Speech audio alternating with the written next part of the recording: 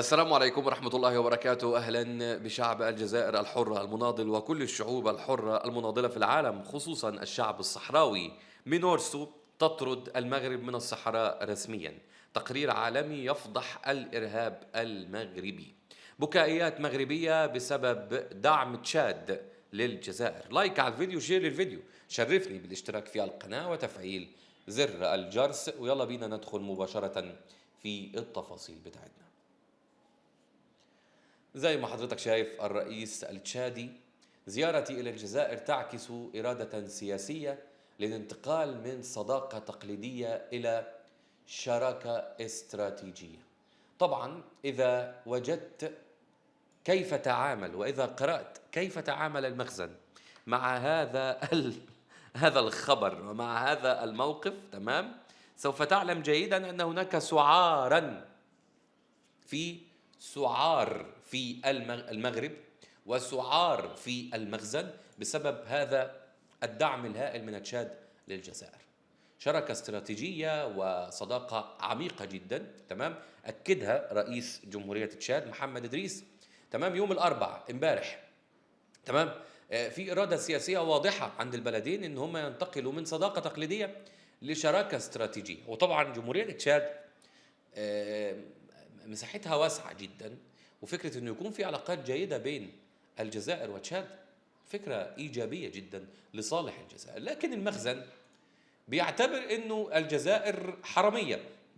بص حضرتك بيقول لك ايه: مبادرة الجزائر منح تشاد منفذا على البحر، حماسة زائدة وتقليد أعمى لمشاريع المغرب.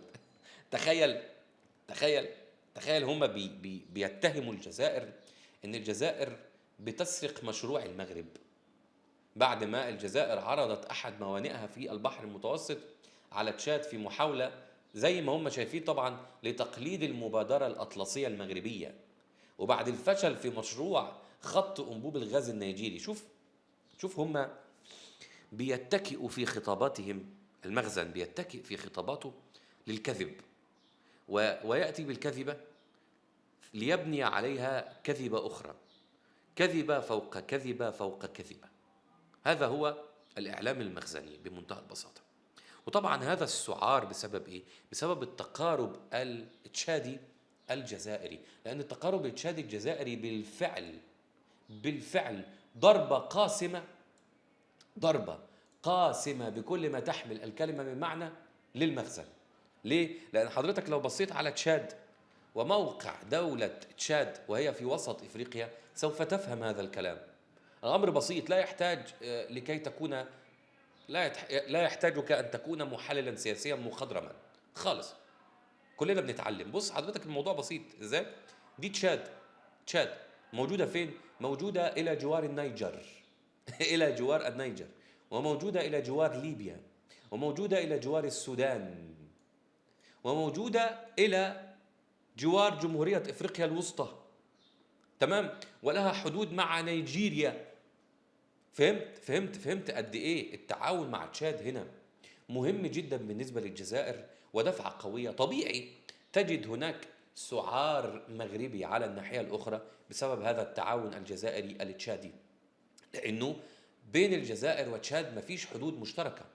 فلما الجزائر تمنح لتشاد واجهة واجهة للبحر المتوسط، واجهة للبحر المتوسط، فأنت هنا بتتكلم عن إيه؟ بتتكلم عن دعم هائل جدا لتشاد سوف يرد للجزائر بعد ذلك في أي مشروع وفي أي توجه. وطبعا هذا لا يعجب المخزن بأي حال من الأحوال. أي تقارب جزائري مع دول إفريقية كبيرة لا يعجب المخزن. تعال نروح لتقرير عالمي بقى هنا إيه بيفضح الإرهاب في الحكومة المخزنية. تقرير دولي: الشغب المغربي أو الشعب المغربي يعاني ضعف الغذاء والبطالة وغياب العدالة. تمام؟ فضح تقرير المخاطر العالمية لسنة 26 الوضع الاجتماعي الذي يخفيه المغرب عن مواطنيه، وأبرز أن المخاطر المجتمعية تعد أكبر تهديد يواجه المغرب في ظل تنامي البطالة وهشاشة سوق الشغل أو العمل، وضعف الخدمات العمومية والحماية الاجتماعية، وغياب التوزيع العادل للثروة.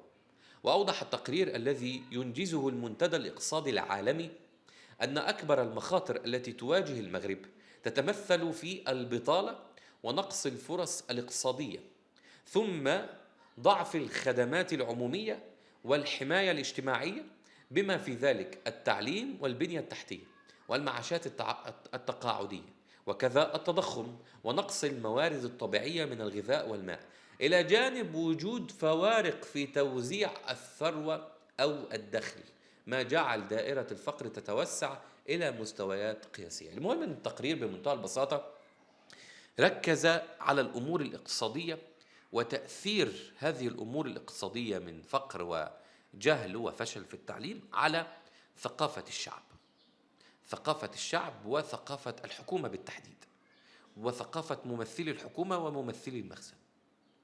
بسبب الفقر وبسبب التسلط وبسبب العنف وبسبب القمع، كل التفاصيل دي تسببت في إيه؟ تسببت في نشر البلطجة وثقافة البلطجة.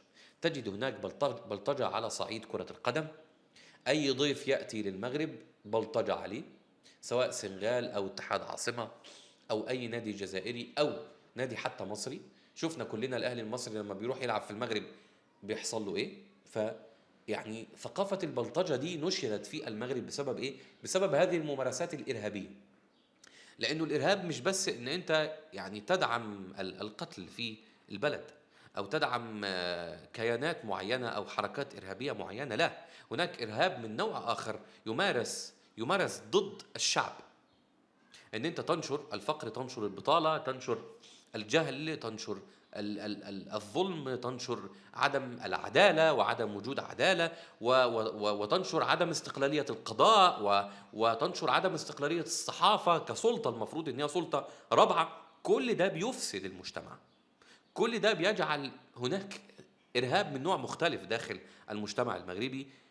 وهذا التقرير العالمي للمنتدى الاقتصادي العالمي فضح كل هذه التفاصيل، فضح كل هذه التفاصيل. تخيل طبعا المخزن لما بيحاول ان هو ينشر صورة مغايرة لكل هذه التفاصيل، ماذا يقول؟ يقول عكس كل هذا الكلام. التفوق الاقتصادي، النمو الاقتصادي، كأس العالم، احنا هننظم كأس العالم. تعالى ايه يعني، انا ما جبتش الكلام ده من عندي. اسمع كده، كي تسمع الاخبار تاعها واش تسمع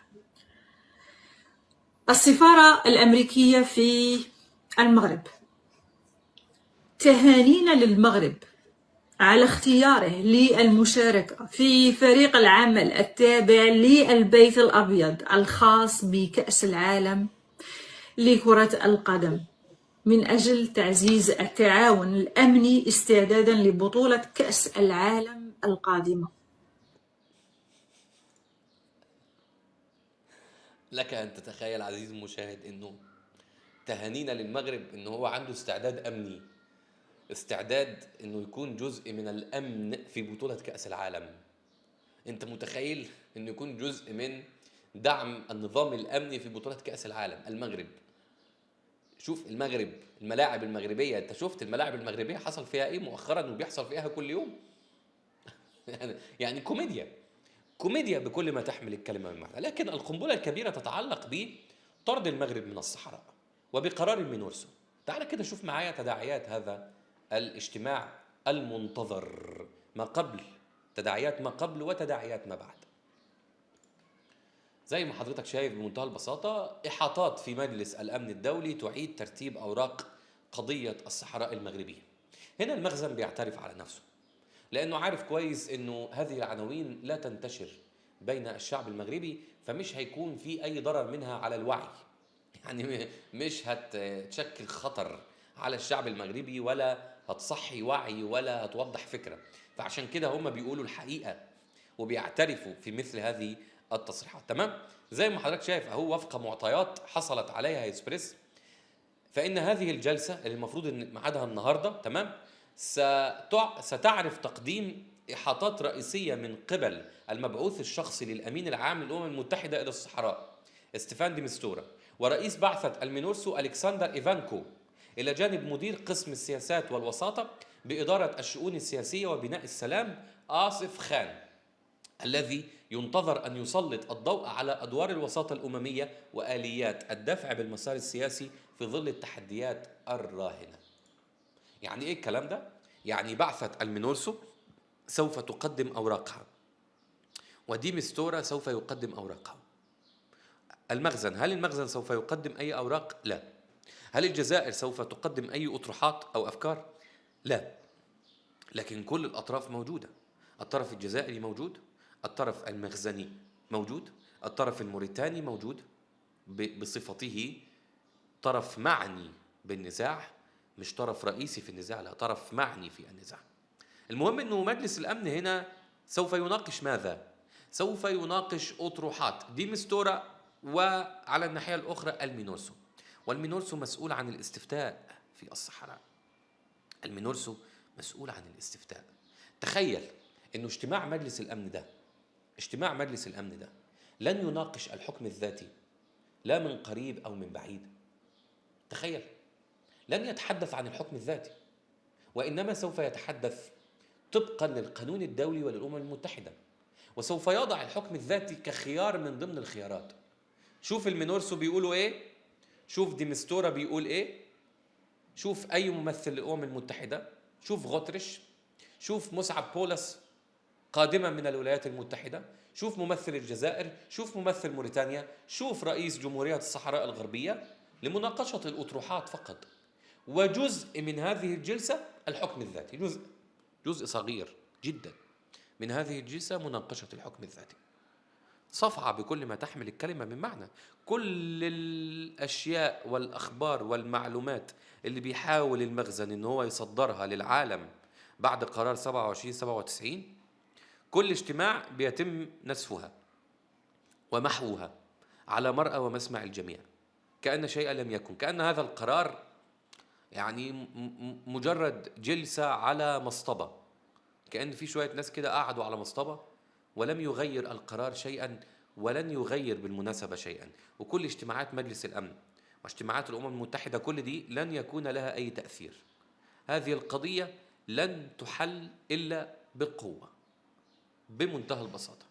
شعب له أرض وتراب ودولة احتلال. هذه القضية لن تحل بجلسات في الأمم المتحدة وفي مجلس الأمن. كانوا حلوا أي نزاع، كان ليهم أثر، كان وضح ليهم أي أثر في أي نزاع دولي حصل قبل كده. كان وضح ليهم أثر في القضية الفلسطينية، كان وضح ليهم أثر في اختطاف رئيس دولة من قبل دونالد ترامب، كان وضح للأمم المتحدة أثر فيما يحدث بين ترامب والمكسيك، كان وضح للأمم المتحدة أثر في ممارسات الإمارات التخريبية هنا وهناك، ولكن لا أثر لها ولا دور لها ولا تأثير لها.